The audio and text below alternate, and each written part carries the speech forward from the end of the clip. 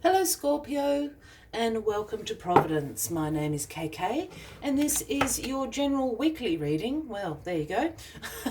General weekly reading for the 14th of June 2020. Thank you for joining me. I hope you're all very well. Once again, this is a reading for the Scorpio collective, Sun, Moon, Rising, Venus, signs of Scorpio, as well as cross watchers. Everyone is most welcome here. And as always, please be reminded it is a general weekly reading and only to take what resonates with you and leave the rest for somebody else out there in the collective Scorpio. Well, out it flopped. The Emperor is where we will start this weekly reading for you, Scorpio. And the Emperor is the Aries card, Scorpio, if that resonates with anybody out there. But the Emperor card is the great authority. The Emperor is the King of Kings. There's no one higher in the land than the Emperor. The Emperor signifies and symbolizes establishment, structure. The Emperor can also represent a father figure in your life, whether that be your father, grandfather, an older male that you look up to, or an older masculine energy that you look up to. Trying to be inclusive there with terms such as father figure. So this is about also being disciplined, controlled, focused.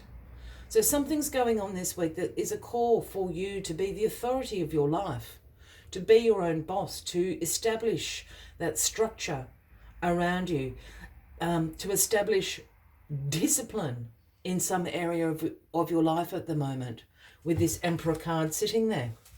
Let's get the rest of the cards on the deck, Scorpio. Let's see what this is a call to. What do you need to exercise a little bit of authority and control over in your life at the moment? All right. Well, you've got the wonderful Ace of Cups as the card at the bottom of the deck this week, which is your overarching energy. And the Ace of Cups is a gift from the universe, as all the aces are, whether that's been something that you've been co-creating or it's happening in divine timing. The Ace of Cups overflows with love, overflows with compassion, overflows with creativity. It is a card about new relationships, and they can be romantic or platonic.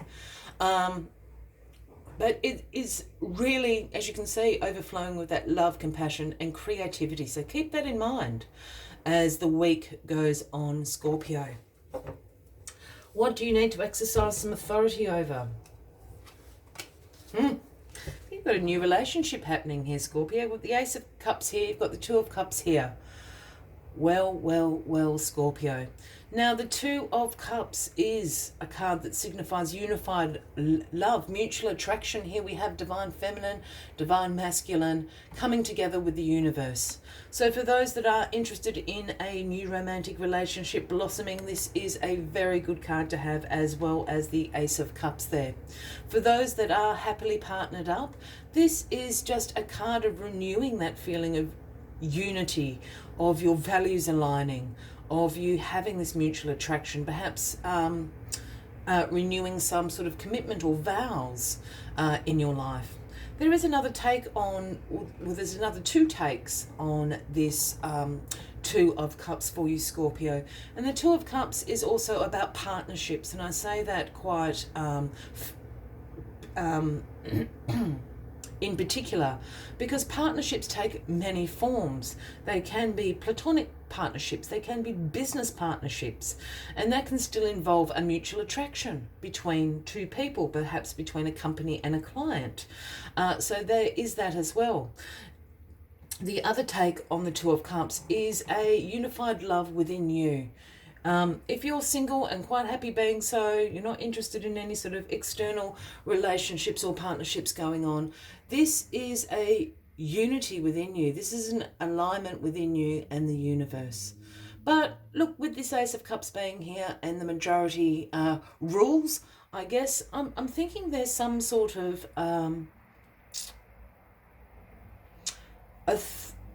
authoritarian or maybe some control issues going on in a relationship of yours. Again, romantic, platonic, it doesn't matter. Just with the Empress sitting there. All right. You've got the Nine of Swords in your past position. This is sometimes known as the Nightmares card. You're a little bit anxious. You're a little bit overwrought, Scorpio. You've got some concerns going on. You're having a few sleepless nights about this. Few nightmares. In some cases, the Nine of Swords can absolutely speak about some more serious mental health issues. And look, if that is the case for anybody, please seek some professional advice. There are many tools and resources available to help you, and we certainly don't want anyone being in that position. For the rest of you, this is some anxiety, some concerns going on. It's got to do with a relationship in your life, yeah? Whether that be romantic or platonic. I feel, as I just spoke before, the more I'm reading it, the more I'm feeling it. There's some sort of control issue going on. I don't know if that's sort of a parental and child relationship, or it could be a romantic relationship where there's some issues of control going on. Yeah, it's really interesting. Well, there's you. This is your card, Scorpio. The Death card. Now, people don't like seeing the Death card, but the Death card is actually a really good energy. It's titled Transformation in a lot of different tarot decks, and that's because this card is about transformation. It's a transitional card. It's a card about endings, because change is coming into your life. Is there a controlling issue in a relationship that you're putting to an end? Scorpio. That's for someone very particular out there. And the more I'm reading, I feel this is a control issue in a romantic relationship. It's coming to an end. It needs to come to an end. It needs to change. You're transforming into something. The energy I'm picking up on, it's like it's a withholding, controlling energy. And I really think I'm speaking to someone very specific out there. It's a financially and emotionally controlling abusive relationship that's coming to an end. The Death card is coming in to bring this to an end, because what the Grim Reaper does is comes through and clears away all this crap that is not good for you, no longer serves you. And this relationship, I'm feeling, isn't good for you, nor does it serve any purpose for you. Yeah, you don't need to be bound. You know, if there's any sort of relationship that is governed by control and authority, it's not a loving relationship in my eyes. So the Grim Reaper's coming in and clearing all this away. It's coming to an end. A change needs to happen, and you're transforming into something that no longer sits well with, nor should it. Yeah, you're going to gain some financial control back. This is the Nine of Pentacles. And the Nine of Pentacles speaks about financial independence, being self-sufficient. It's also a card primarily about abundance. It's like there's a partner here that's controlling your finances, and you just don't know where this money is going. That's coming to an end. You need to get rid of this person. Because this is what this card is saying. You want to be financially independent. You want to be self-sufficient. The other thing about the Nine of Pentacles is it's not only about abundance, it is actually the luxury card. This card represents about having enough to go around and having the nice things in life as well. And I think for a while you haven't been having the nice things in life. You've kind of lost control over it. That's really how I'm picking up on this reading. I hope this is resonating with somebody out there. You need to gain your financial independence back. The outcome of all of this is the Two of Pentacles, known as the Juggler card, Scorpio. So this is about having multiple priorities going on in your life, multiple demands going on, but you being an ace at it, you absolutely rocking organisation and time management. You're being really adaptable, really flexible. You can keep all these balls up in the air, so keep going, because this change is coming. The change is coming. The other thing I just want to, I've sort of been focusing this on some controlling relationship. There's also a flip side to this that I just heard, which is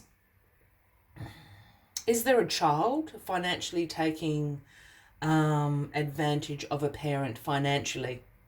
And it's an adult child I'm talking about that perhaps, isn't being as financially responsible as they could be and draining the finances. I'm just throwing that out there as a last comment, Scorpio. But as always, I'd like to take one final message just to summarize the weekly reading for you. But if you are resonating with this, by all means, give the video a like. Feel free to leave a comment if you would like to, and if you haven't already, please consider clicking that subscribe button below the video, as I do have ongoing weekly readings for everyone. And what hopped out was Frog Spirit, and that is the number 28, and the message Frog Spirit brings is clear out the clutter.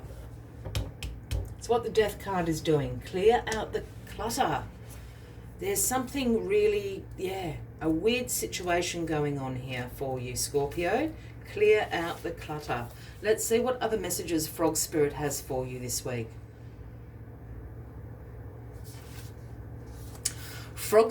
Excuse me.